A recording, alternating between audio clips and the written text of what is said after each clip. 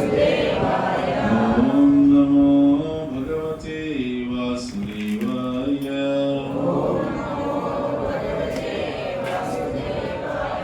ఓం నమో భగవతే వాసుదేవాయ.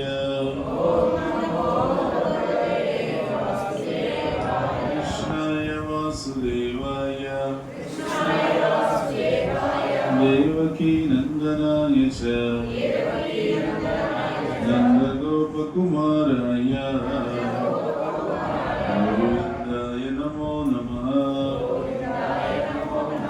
నమః పంకజనాభాయ నమః పంకజమాలినే నమః పంకజనేత్రాయ నమస్తే పంకజాంగ్రయే. వసుదేవసుతం దేవం కంసచాణూరమర్దనం దేవకీ పరమానందం కృష్ణం వందే జగద్గురుం. హే కృష్ణ కరుణా సింధో దీనబంధో జగత్పతే గోపేశ గోపికా కాంత రాధాకాంత నమోస్తుతే. తప్త కాంచన గౌరాంగీ రాధే వృందావనేశ్వరీ వృషభానుసుతే దేవి ప్రణమామి హరిప్రియే. నమో మహావదన్యాయ కృష్ణ ప్రేమ ప్రదాయతే కృష్ణాయ కృష్ణ చైతన్య నామ్నే గౌరత్విషే నమః. నామ్నే గౌరత్విషే నమః. వాంఛ కల్పతరుభ్యశ్చ కృపా సింధుభ్య ఏవ చ పతితానాం పావనేభ్యో వైష్ణవేభ్యో నమో నమః. నమో ఓం విష్ణుపాదాయ కృష్ణప్రేష్ఠాయ భూతలే శ్రీమతే భక్తివేదాంత స్వామిన్నితి నామినే. నమస్తే సరస్వతే దేవే గౌరవాణి ప్రచారిణే నిర్విశేష శూన్యవాది ఆశ్చర్యదేశతారిణే. జయ శ్రీ కృష్ణ చైతన్య. అందరూ కూడా శరణాగతి భావంతో రెండు చేతులు పైకెత్తి చైతన్య మహాప్రభు ఎప్పుడు ఆయన ఎలా ఉంటారు? చైతన్య మహాప్రభు ఇలా ఇలా. ఓకే. జయ శ్రీ కృష్ణ చైతన్య ప్రభు నిత్యానంద శ్రీ అద్వైత గదాధర శ్రీవాసాది గౌరభక్త బృంద. హరే కృష్ణ కృష్ణ కృష్ణ హరే హరే హరే రామ రామ రామ రామ హరే హరే. హరే కృష్ణ. బాగున్నారా? బాగున్నారా? నిజంగా బాగున్నారా అని దశరథ మహారాజుని విశ్వామిత్రుడు అడిగాడు. విశ్వామిత్రుడు అడిగిన ప్రశ్న దశరథ మహారాజు ఏం సమాధానం చెప్పాడు? ఏం చెప్పాడు సమాధానం? ఇప్పుడు నేను మిమ్మల్ని అడిగితే మీరు ఎట్లా చెప్పారు అట్లా అని చెప్పాడా? అలా చెప్పుకుంటే అసలు ఇప్పుడు నేను అడుగునేవాడు. ఆయన అలా చెప్పుకుంటుంటే మీ విశ్వామిత్రుడు వచ్చి బాగున్నారా అని కానీ బాగున్నాము అని అనుకుంటే నేను అసలు ఇప్పుడు ప్రశ్న అడిగిపోయాడు. అలా చెప్పలేదు. వేరే ఫలం చెప్పాడు. ఎలా చెప్పాడు? గుర్తుంది ఎవరికైనా చెప్పండి.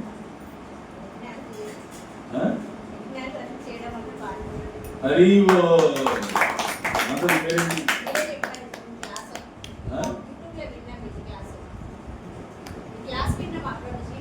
ఎప్పుడు? Long ago. ఎప్పుడు అప్పుడు గుర్తుపెట్టుకున్నాను మాతాజీ. ఏం పేరు మాతాజీ? కవిత మాతాజీ. చూడు, స్మరణ. కృష్ణుడు స్మరణతో అనుగ్రహించాడు ఆ భక్తులను. అంటే ఎంతోమంది వింటూ ఉంటాము, చక్కగా వింటాము. చక్కగా వినేసిన తర్వాత ఏం చేస్తాము? ఆ వినేటువంటి దాన్ని చక్కగా ఈ చెవుతో చక్కగా విని ఈ చెవుతో జాగ్రత్తగా వదిలేస్తాం. కాకుండా దాన్ని గట్టిగా నిలబెట్టుకునే స్మరణ శక్తి ఆ కోరిక కలిగినటువంటి భక్తులకి భగవంతుని అనుగ్రహిస్తాడు. దశరథ మహారాజు ఏం సమాధానం చెప్పారంటే ఇలా చెప్పారు. ఏమన్నారంటే, అయ్యా మహర్షి, విశ్వామిత్ర ఋషి, భగవంతుని యొక్క దయ వల్ల మేము యజ్ఞము, దానము, తపస్సు చక్కగా చేస్తున్నాం కాబట్టి మేము బాగున్నాం అని చెప్పారు. ఆయన చెప్పిన సమాధానం బాగున్నారా అంటే, ఒక సాధు మనల్ని బాగున్నారా అని అడిగాడంటే అర్థం ఇటు అతని నిజమైనటువంటి బాగోగుని అడుగుతాడు. ఆ నిజమైన బాగోగు వ్యక్తికి ఎప్పుడు వస్తుంది? యజ్ఞము, దానము, తపస్సు ఈ మూడు నిర్వహించినప్పుడే వస్తుంది. ఆ మూడు నిర్వహించేది భగవంతునికి దయతో వాడు నిర్వహించే వ్యక్తికే నిజమైనటువంటి సంక్షేమం, నిజమైనటువంటి శ్రేయస్సు. అందుకని భగవద్గీత 18వ అధ్యాయం చివరిలో, 18వ అధ్యాయం అంటే ఇంకా చివరి అధ్యాయం అంటే సారాంశం. ఆ సారాంశంగా చెప్పే చివరి అధ్యాయంలో భగవంతుడు వీటి గురించి ఏమైనా చెప్పాడా? ఈ యజ్ఞము, దానము, తపస్సు అంటున్నారు కదా, వీటి గురించి ఏమైనా చెప్పాడా? ఏం చెప్పాడు? ఈ యజ్ఞదాన తపకర్మ నత్యాజ్యం కార్యమేవ చ యజ్ఞోదాన తపస్సైవ పావనాని మనీషిణ.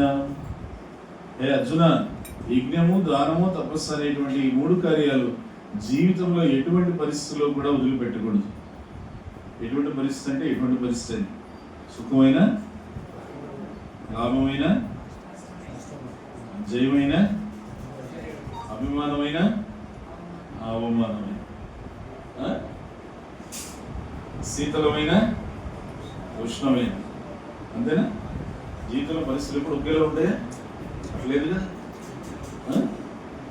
కృష్ణుడు ఏమంటున్నాడంటే, నీ జీవితం యొక్క అన్ని పరిస్థితుల యందు నువ్వు దీని యొక్క దాన్ని వదిలిపెట్టాలి.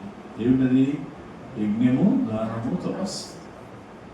మీరు గమనించండి, ఈ శ్లోకంలో ఈ పదాన్ని 2 సార్లు చెప్తున్నారు. ఉండేది 4 లైన్లు ఉండే శ్లోకంలో ఈ పదాన్ని 2 సార్లు చెప్తున్నారు. ఫస్ట్ ఏమన్నారు? యజ్ఞదాన తపకర్మ నత్యాజ్యం కార్యమే వచ్చారు. అర్థం ఏంటి? యజ్ఞము, దానము, తపస్సు అనేటువంటి మూడింటిని ఎవరు ఎప్పుడైనా వదిలిపెట్టుకోండి. సరే, మళ్ళీ యజ్ఞోదాన తపస్సు, మళ్ళీ రిపీట్. ఏదైనా ఒక వాక్యాన్ని అలా రిపీటెడ్గా చెప్తున్నారంటే అర్థం ఏంటి? ముఖ్యమైనది, చాలా ఇంపార్టెంట్ అని మళ్ళీ భగవంతుడు రిపీట్ చేస్తున్నాడు.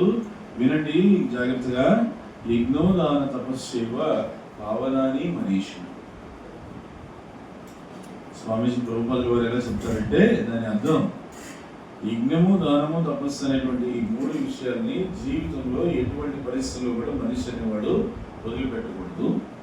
ఒకటి. రెండవది, యజ్ఞం, దాన, తపస్సు సేవ అంటే అర్థం ఏంటి? యజ్ఞం, దాన, తపస్సు సేవ అంటే లోపలికి సౌండ్ రావట్లేదు, మార్చారా? మార్చారా? అదేనా? ఇంకా రావట్లేదు సౌండ్, బయట వినిపిస్తుంది అందరు? కొంచెం స్పీకర్ పెట్టండి. హరే కృష్ణ కృష్ణ కృష్ణ హరే హరే, హరే రామ రామ రామ హరే హరే, హరే కృష్ణ కృష్ణ కృష్ణ హరే హరే, హరే రామ రామ రామ హరే. సో లోపల కూర్చున్న వాళ్ళు కనపడాలి అని ఉద్దేశం. అప్పుడు యజ్ఞము, దానము, తపస్సు అనే మూడు ఎట్టి పరిస్థితులు వదలకూడదు. యజ్ఞము, దానము, తపస్సు అనేటువంటి మూడు ఏం చేస్తాయంట? చెడ్డవాడిని మంచివాడిని చేస్తాయి. చెడ్డవాడిని మంచివాడిని చేస్తాయి, మంచివాడిని మహాత్ముని చేస్తాయి. ఎట్లా అండి? భౌతికమైన లెక్కలైతే అట్లా, ఆధ్యాత్మిక లెక్కలు అట్లా కాదు. ఆధ్యాత్మిక లెక్కలు ఎప్పుడు ఎట్లా ఉంటాయంటే జరిగేదే ఉంటుంది, జరిగేది ఉండదు. ఆనందాంబుది వర్ధనం ప్రతిపదం పూర్ణామృత స్వాదనం సర్వాత్మ స్నమనం పరం విజయతే శ్రీకృష్ణ సంకీర్తనం.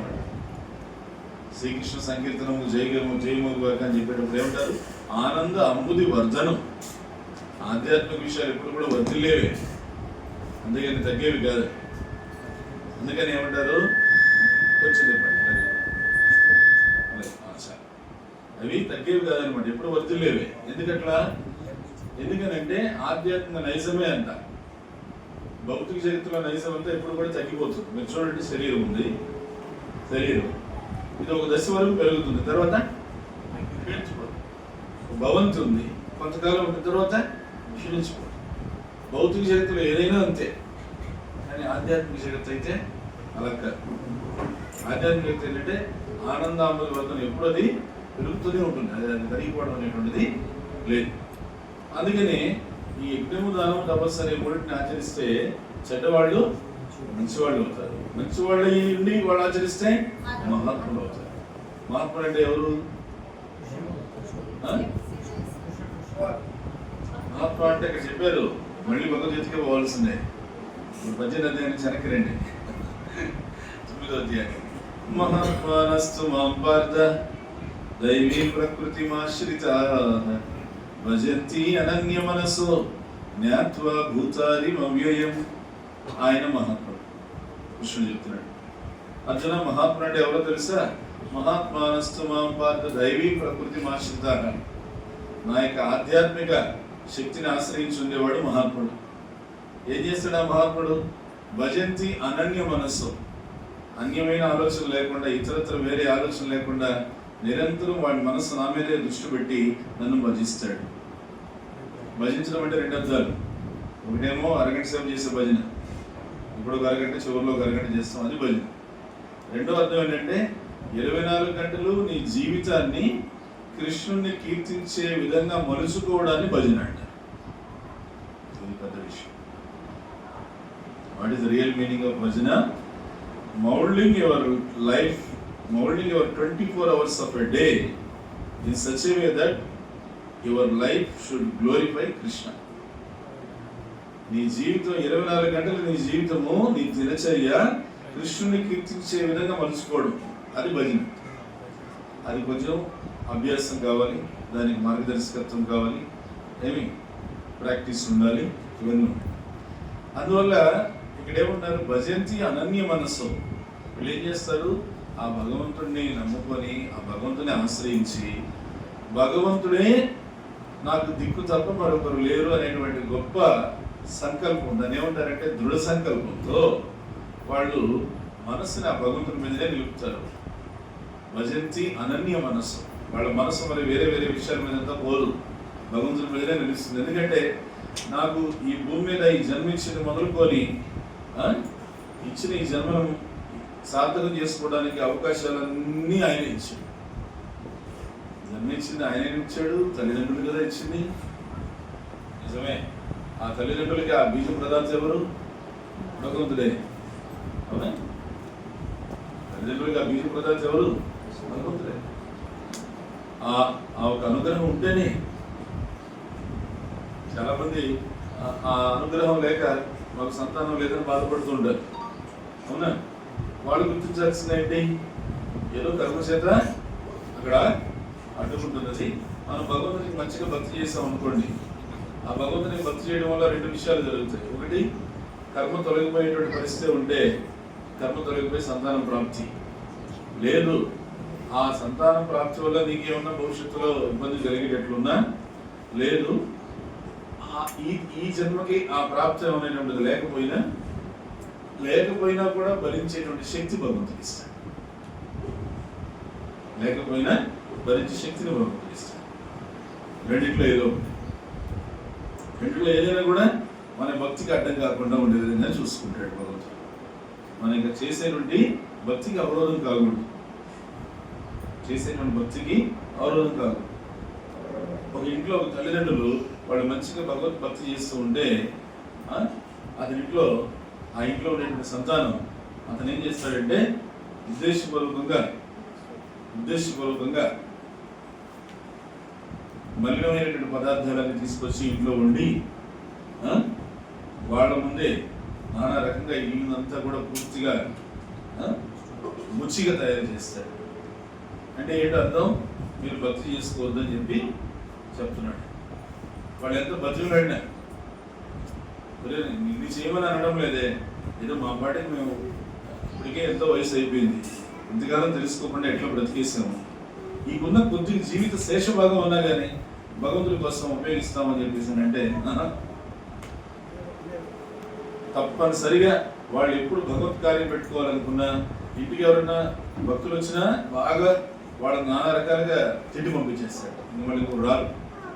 ఓన్లీ వీళ్ళు వెళ్ళాలనుకున్నా వీళ్ళు సరిగా వెళ్ళినవాడు. వాళ్ళ ఇంట్లో ఏదైనా చేసుకోవాలనుకున్నా అశుద్ధం అంతా తీసుకొచ్చి ఉండదు. వాళ్ళు నాయన నిన్నేం చేయమని అడగడం లేదు, మేమన్నా మా భక్తి చేసుకుంటామంటే అలాంటి పరిస్థితి కొంచెం. అందుకని ఇక్కడ ఏమంటున్నారు, భజంతి అనన్య మనస్సు జ్ఞాత్వా భూతాది అవ్యయం. అన్యమైనటువంటి ఆలోచన లేకుండా భగవంతుని మీదనే దృష్టి నిలిపి భక్తి చేసేటువంటి పరిస్థితి ఏదైతే ఉందో ఆ పరిస్థితి ఎవరికైతే వస్తుందో వాళ్ళని భగవంతుడు మహాత్ములు అని చెప్పాడు. మరి ఆ భగవంతుడి దృష్టిలో వాళ్ళు ఖచ్చితంగా మహాత్ములే కదా. ఇంట్లో కన్నబిడ్డే అడ్డంగా తగులుతున్నాడు, ఆటంకం. వీళ్ళు భక్తి చేయడు, తను చేయడు, వీళ్ళు చేయడు. ఇది కొన్నిళ్ళలో రివర్స్. పిల్లలు భక్తి చేస్తూ ఉంటారు, తల్లిదండ్రులు నీకెందుకు ఈ వయసులో ఇవన్నీ, ఇవి ఎప్పుడో ముసలోళ్ళు అయిపోయి ఇంకా కాటికి కాళ్ళు సాపుకొని కూర్చున్నప్పుడు అప్పుడు ఇవన్నీ అవసరం. ఈ జపాలు, ఈ తపాలు, ఈ నామాలు ఏంటివన్నీ ఇప్పుడు అవసరమా ఇవన్నీ అని చెప్పేసి వెనక్కి లాగేస్తాం. కొన్నిళ్ళలో అలాంటి పరిస్థితి. ఈ విధమైనటువంటి పరిస్థితుల మధ్య ఎవరైనా నిజాయితీగా భగవంతుని కోసం తీవ్రంగా భక్తి చేస్తున్నారు అంటే వాళ్ళు ఖచ్చితంగా భగవంతుని దృష్టిలో మహాత్ములే. భగవంతుని దృష్టిలో మహాత్ములు అవడం ముఖ్యం. బయట మనం ఎన్నెన్నో 10 మందిని మహాత్మాని పిలుస్తూ ఉంటారు, కానీ ఇక్కడ మహాత్మ అంటే ఎవరు అంటే అన్యమైన ఆలోచన లేకుండా, వేరే ఆలోచన లేకుండా భగవంతుడి పైనే దృష్టి నిలిపి భగవంతుని భజిస్తూ భగవంతుని సేవిస్తూ ఉంటారు. జ్ఞాత్వా భూతాది అవ్యయం. ఈ జీవులందరికీ కూడా మూలం ఆయనే, ఈ కనిపించేటువంటి ఈ ప్రపంచానికి అంతటికి కూడా మూలం ఆయనే. కాబట్టి ఆయన్ని సేవించడమే నా యొక్క బాధ్యత, నా కర్తవ్యం, నా ధర్మం అని గుర్తించి సేవించి ఏ విధంగా సేవిస్తాడైనా దాని తర్వాత నెక్స్ట్ శ్లోకంలో భగవంతుడు చెప్తున్నాడు, సతతం కీర్తయంతో మాం యదంతచ్చ దృఢవ్రతాః నమస్యంతచ్చ మాం భక్త్యా నిత్యయుక్త ఉపాసతే. ఈ మహాత్ములు ఏం చేస్తారు తెలుసా, వీళ్ళు సతతం కీర్తయంతో మాం, ఎల్లప్పుడూ ఆ భగవంతుని ఎలా కీర్తించాలనే ప్రయత్నం చేస్తారు. స్వామీజీ ప్రభుపాదుల వారు అలా ప్రయత్నం చేశారు కాబట్టి ప్రపంచవ్యాప్తంగా కృష్ణ భక్తి అనేటువంటిది ఇంతగా విస్తరించింది, వృద్ధి చెందింది. భారతీయ సంస్కృతి అంటే ఏంటి, ఈ సనాతన ధర్మం అంటే ఏంటి, ఈ మనం చెప్పుకునేటువంటి హిందుత్వం అంటున్నారే దాని మూలం సనాతన ధర్మం. సనాతన ధర్మం యొక్క విలువ ఏంటి ప్రపంచానికి అందరికీ కూడా ఆయన చాటి చెప్పాడు. లేకపోతే ఈ కట్టు కొట్టు ఇవన్నీ ఎవరు నేర్పించారో చెప్పండి. భారతదేశపు ఈ భగవత్ ప్రసాదం అనేది, భారతదేశపు కట్టు కొట్టు, దోచి కుర్తా, అమ్మగారు చక్కగా చీరలు, ఇవంతా ఎవరు నేర్పించారు? ఈ సంస్కృతి అంతా స్వామీజీ ప్రభుపాదుల వారే అమెరికా దేశానికి వెళ్ళి అక్కడ ఇవన్నీ కూడా నేర్పించారు. ఎందుకు? భగవంతుని కృప అందరికీ పంచాలనేటువంటి విశాల హృదయమే ఆ మహాకరుణ. ఆ మహాకరుణతో ఇవంతా కూడా పంచిపెట్టారు. ఆయనకు ప్రచారంలో భాగంగానే మనమందరం కూడా ప్రేరేపితులం అయ్యి అంచెలంచెలుగా అన్ని చోట్ల ఆ విధంగా మనము విస్తరించుకుంటూ వచ్చి ఈరోజు మనం భగవంతునికి ఇక్కడ కూడా ఖమ్మంలో మనం అద్భుతమైనటువంటి రథయాత్ర మహోత్సవాన్ని చేసుకోబోతున్నాం. గట్టిగా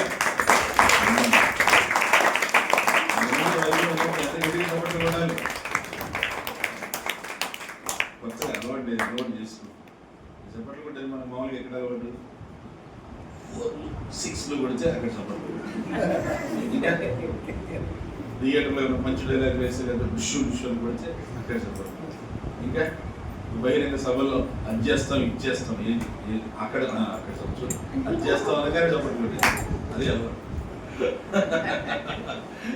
కానీ అక్కడ చప్పట్లు కొట్టడం వల్ల మరీ కూడా చేతులు నింపుతాయి అంతే, లేకపోతే కొంచెం చిల్లర వస్తుంది అంతకంటే నుంచి. కానీ భగవంతుని వైభవం ఉన్నప్పుడు, శుద్ధ భక్తుల వైభవం ఉన్నప్పుడు చప్పట్లు కొడితే ఈ చేతిలో ఉన్నటువంటి కర్మరేఖలు దుర్గతి నుంచి సద్గతికి మారుతాయి. ఇది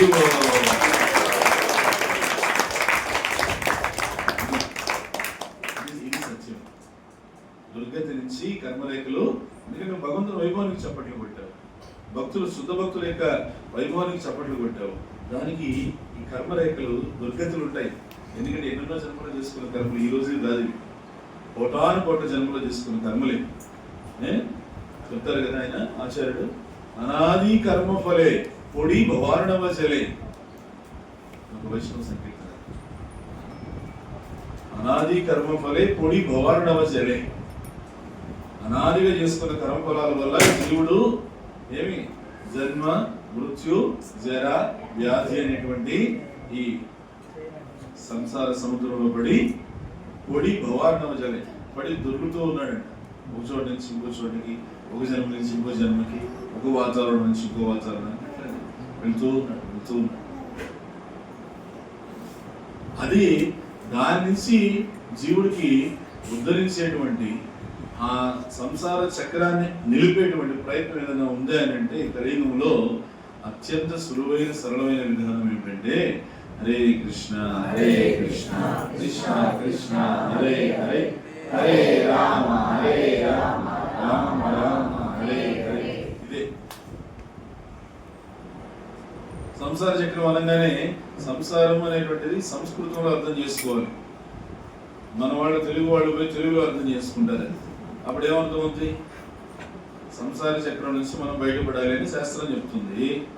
మరి సంసార చక్రం నుంచి బయటపడ్డ దాన్ని సంస్కృతంలో అర్థం చేసుకోండి, తెలుగులో అర్థం చేసుకుంటే ఏమర్థం వస్తుంది?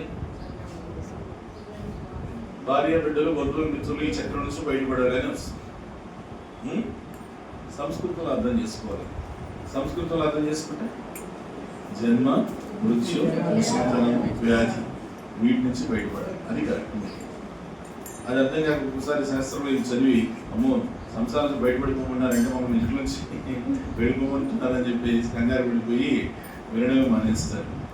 అలా కాదు, ప్రతిదీ కూడా మనం దాన్ని అంతరార్థం అనేది చక్కగా తెలుసుకొని తర్వాత మనం పాటించాలి. ఆ విధంగా ఈ జగన్నాథ స్వామి రథయాత్ర మా వైభవం చేసుకున్నామంటే దీని అంతరార్థం ఏమిటి? దీనికి అంతరార్థం ఉంది. జగన్నాథ స్వామి రథయాత్ర యొక్క అంతరార్థం ఏమిటో అంతరార్థం అంటే ముందు అసలు జగన్నాథ స్వామి వైభవం ఆయన ఈ రూపాన్ని ఎందుకు తీసుకున్నాడు? మనం మామూలుగా మనం చూసినటువంటి విగ్రహాలన్నీ శ్రీరాముడు, శ్రీకృష్ణుడు, శ్రీ విష్ణుమూర్తి, నారాయణమూర్తి విగ్రహాలంతా ఒక తరహా, అవునా? చక్కగా పద్మహస్తాలు, పాదపద్మాలు, ముఖ పద్మము, ఇట్లా దివ్య మనోహర మంగళ స్వరూపం. కానీ ఇక్కడ ఈయన చూస్తే కొద్దిగా విలక్షణంగా ఉన్నాడే. దివ్యమంగళ స్వరూపంగా మనం భావించేటువంటి రూపం చూస్తేనే ఏదో పెద్ద పెద్ద కళ్ళు, పెద్ద నోరు, అలా పొట్టి పొట్టి చేతులు, కాళ్ళు అసలు కనపడవు. ఇలా ఉన్నారేంటి స్వామి? చూడడానికి అయితే చిన్నపిల్లలు ఆడుకునేటువంటి ఏదో గుడ్డి బొమ్మలాగా. స్వామి ఎందుకు ఈ విధంగా ఉండాల్సి వచ్చింది? ఇలాంటి రూపాన్ని మనం జగన్నాథుడు అని చెప్పేసి కొలవాల్సి వచ్చింది. అసలు ఈ రూపం ఎలా వచ్చింది భగవంతుడికి? ఆయన త్రిభంగి శ్యామ సుందర కృష్ణుడు, నీలమేఘ శ్యాముడు, అలాంటి ఆయనకి ఈ రూపం దేనికి వచ్చింది? ఇది భక్తుడి యొక్క గొప్ప సేవాభావాన్ని భగవంతుడు చక్కగా వినినప్పుడు వచ్చింది. భక్తులు తనను ఏ విధంగా సేవించారు అనేది, వాళ్ళ మధ్య తను ఏ విధంగా లీలలు చేశాడు అనేది ఆ భగవంతుడే విన్నప్పుడు వచ్చింది. ఎక్కడొచ్చింది ఈ రూపం? ముందు ఎక్కడ ప్రకటమైంది? ద్వాపర యుగంలో ద్వారకా నగరంలో ప్రకటమైంది. ఎందుకు? రుక్మిణీదేవి ద్వారకా నగరంలో మొత్తం భగవంతుడు అక్కడ ద్వారకా నగరాన్ని పరిపాలిస్తూ ద్వారకాధీశుడిగా ఉన్నప్పుడు ఆయన ఎంతమంది రాణులు ఉన్నారు? భగవంతుడికి 16,108 మంది రాణులు ఉన్నారు. బయట ప్రపంచంలో ఈ సంఖ్య విన్నప్పుడు వాళ్ళు వెంటనే భలే అసలు చెందుతారు. ఇన్ని భగవంతుడికి అంతమంది అనేసి. అయితే మనం అర్థం చేసుకోవడానికి ప్రయత్నిస్తే భగవంతుడు వాళ్ళందరికీ కూడా తన సేవా భాగ్యాన్ని ప్రసాదించాడు. ఎందుకంటే వాళ్ళందరూ కోరుకున్నారు. ఎప్పుడు? భగవంతుడు రాముడిగా ఉన్నప్పుడు కోరుకున్నారు. రాముడిగా ఉన్నప్పుడు ఏం కోరుకున్నారు? రాముడు ఎప్పుడైతే దండకారణ్యంలోకి వచ్చాడో ఆ దండకారణ్యంలో కొన్ని వందల వేల మంది మునులు, ఋషులు, యోగులందరూ కూడా తపస్సు చేసుకుంటూ ఉన్నారు. హృదయంలో పరమాత్మని ధ్యానిస్తూ ఉన్నారు. ఆ పరమాత్మని ధ్యానిస్తూ ఉండగా అప్పుడు ఏం జరిగింది? భగవంతుడు స్వయంగా ఆ దండకారణ్యంలోకి ప్రవేశించాడు. దండకారణ్యంలోకి ప్రవేశించినటువంటి భగవంతుడిని పక్కన ఏం చేశారు? ఆయన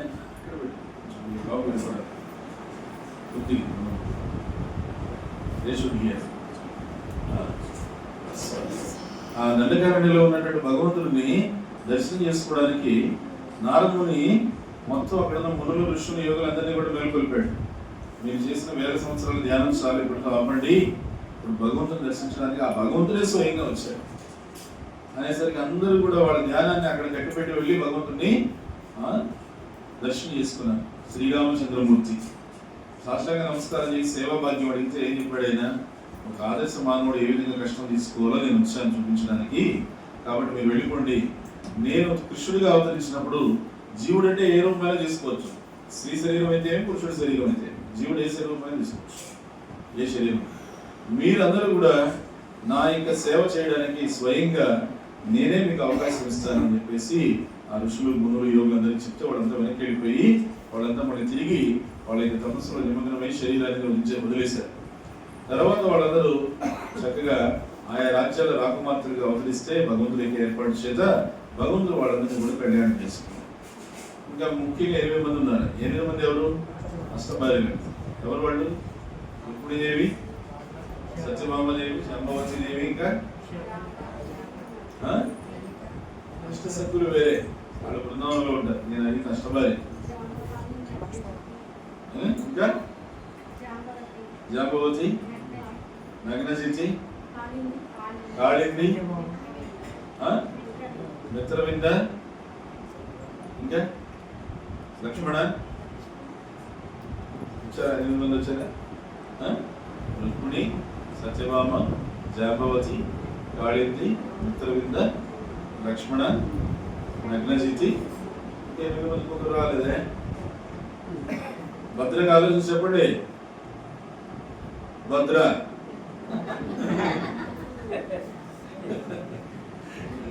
క్లూ ఇస్తే కూడా చెప్పలేదే.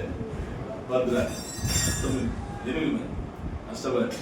వీళ్ళు 8 మందికి ప్రత్యేకత ఏంటంటే ఈ 8 మంది భగవంతుడి పాద సన్నిధికి 8 దారిలో వచ్చారు. మనం అర్థం చేసుకోవాల్సినది. ఎగ్జాంపుల్, రుక్మిణీదేవి కృష్ణుడు చూడనే లేదు.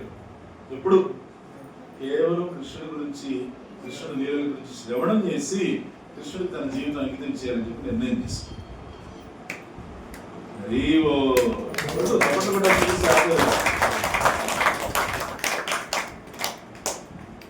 కృష్ణుడిని అస్సలు ఒక్కసారి కూడా చూడలేదు. చిన్నప్పటి నుంచి ఆమె రాజ్యానికి నారదముని ఇలాంటి ఋషులందరూ వచ్చి కృష్ణుడు లీలలు చెప్పేసి వెళ్ళిపోతూ ఉంటారు. నేను రాజుగారు అప్పట్లో సాధువులు పిలిస్తే ఏంటంటే సాధువులు కూర్చోబెట్టి కృష్ణ కథ విని పంపించేస్తారు. ఆ కృష్ణ కథ అలా విని కృష్ణుడి పట్ల మమతని పెంపొందించుకొని కృష్ణుడి జీవితాన్ని అంకితం చేయాలి. ఇది రుక్మిణీదేవి పద్ధతి. అలా ఆ అష్టభార్యలు కూడా ఒక్కొక్కరికి ఒక పదిలో భగవంతుని పదాలు దగ్గరికి వచ్చారు. వీళ్ళు ఏం గమనించారంటే ద్వారకలో భగవంతుడు స్వామివారికి ఉదయం నుంచి సాయంకాలం వరకు ఉదయాస్తమాన సేవలన్నీ చక్కగా చేస్తున్నారు. సాయంకాలం అస్తమాన సేవ కూడా అయిపోయి శయనం, ఏకాంత సేవ కూడా పూర్తయి భగవంతుని శయనింపజేసిన తర్వాత వీళ్ళు గుర్తించింది ఏంటంటే భగవంతునికి వాళ్ళు పాదసేవ చేస్తారు కదా.